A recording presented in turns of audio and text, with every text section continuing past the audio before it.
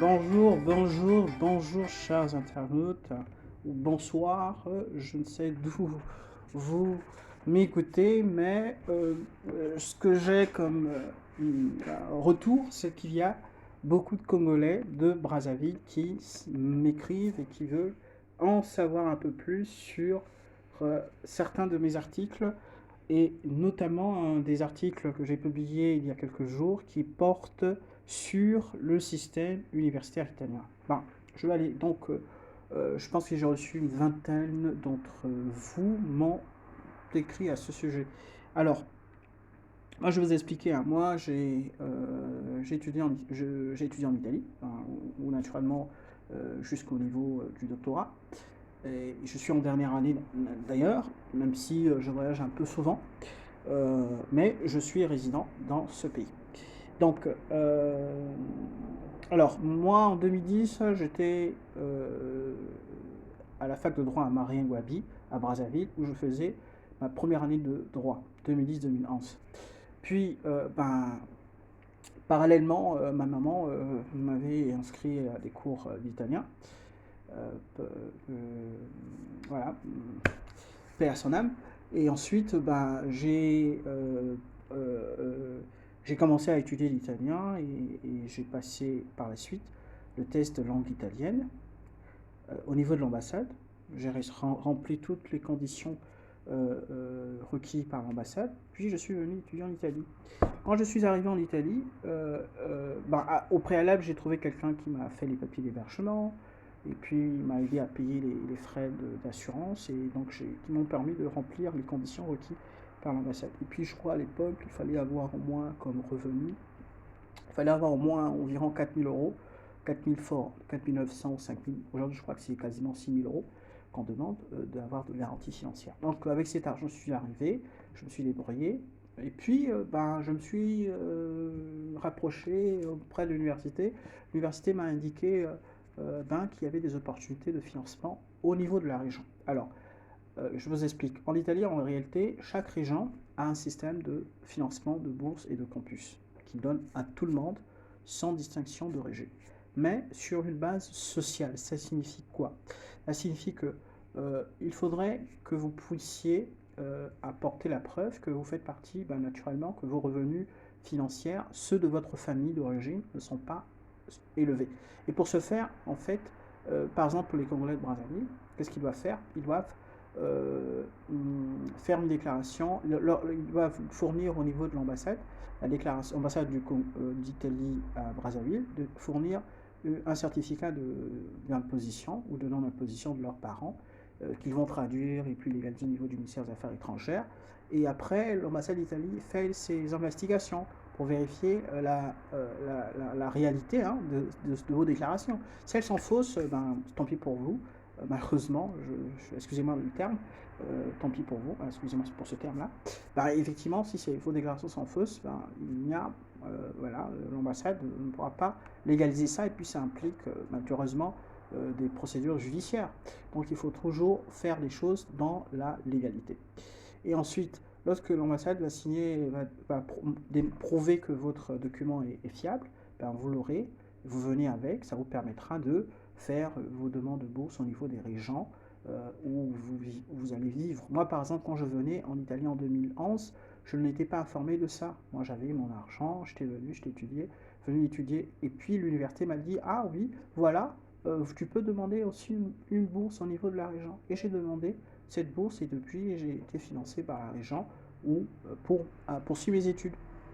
Voilà un peu l'avantage qu'il y a un peu dans le système italien. Donc on vous donne un financement essentiellement pour financer, pour le financement consiste en quoi en réalité? Vous avez un campus ou chambre au campus, hein, et ensuite vous avez un peu d'argent, mais vraiment un peu d'argent pour vous payer de quoi, voilà, un peu d'argent de poche qu'on vous donne.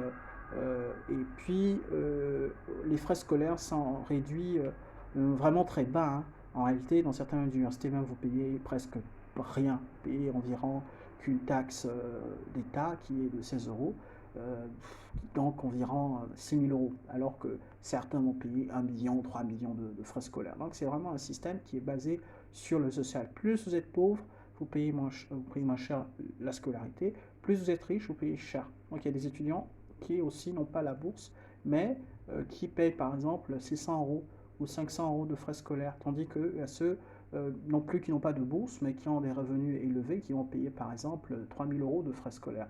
Donc c'est un système qui est basé un peu sur un système de situation sociale. Parce que l'Italie, enfin, c'est un pays je dirais pas socialiste, hein, c'est un pays qui met beaucoup d'accent sur le social, c'est-à-dire en permettant à tout le monde d'avoir accès à la scolarité, mais en affirmant simplement, plus vous avez les moyens, vous payez plus cher, une forme de solidarité, j'allais plutôt dire, pour ne pas dire socialisme. Moi personnellement, je suis... bref, n'entrons pas dans des considérations personnelles. Alors, voilà, l'avantage qu'il y a un peu d'étudiants en Italie, il y a cet aspect-là. Et puis, le vrai avantage, hein, le plus grand avantage, c'est qu'on est dans un système qui est réputé être parmi les meilleurs au monde. L'Italie a eu des dizaines de prix Nobel. Alors, dans les secteurs, pas en littérature, pas dans les secteurs énormes. Hein, je parle aussi de physique, de chimie, d'économie. C'est quand même des secteurs importants. Et puis, la médecine italienne, elle est parmi les plus performantes. Donc, étudier dans ce système, ça vous ouvre les portes aussi pour l'avenir, parce que demain, vous avez vos diplômes, ça vous permettra d'aller étudier ailleurs et puis de compléter votre formation. Donc, moi, ce que je peux conseiller à beaucoup qui désirent venir étudier à l'étranger, c'est de choisir l'Italie. C'est un peu subjectif de ma part parce que c'est un système dans lequel j'étudie, je me sens bien ici. Et puis ça fait quand même maintenant quasiment une dizaine d'années que je suis dans ce pays. Donc ça prouve quand même que je me suis intégré à ma manière. C'est vrai que quand on vit dans un pays qui n'est pas le sien, il y a toujours quelques difficultés.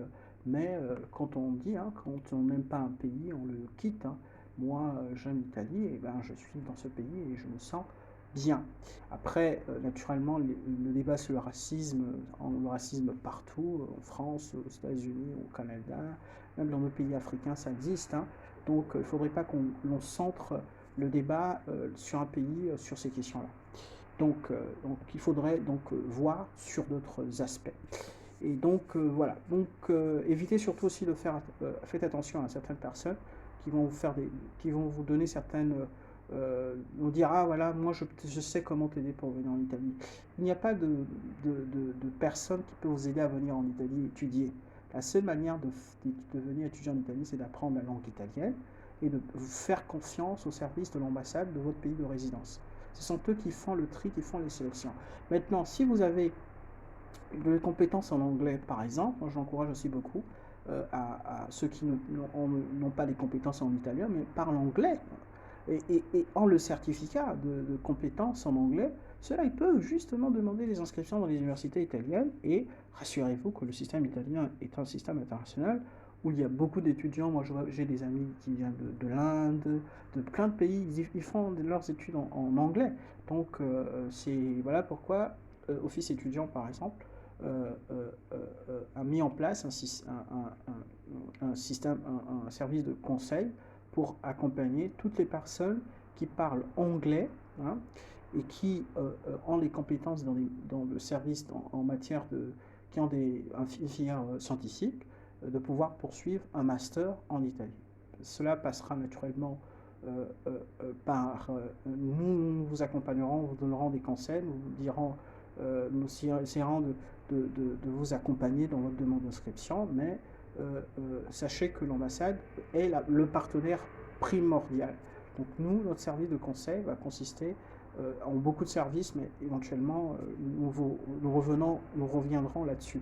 Donc voilà, nous approchons la dizaine de minutes, donc qu'est-ce que je peux vous dire en quelques mots? Bon, la plupart d'entre vous sont des francophones. Arrêtez de mettre la France, la Belgique, les pays francophones comme des priorités d'études. Apprenez des langues qui vous permettent, d'autres langues étrangères, qui vous permettent d'aller étudier. Si aujourd'hui vous parlez anglais, vous partez dans tous les pays du monde. Vous vous rendez compte?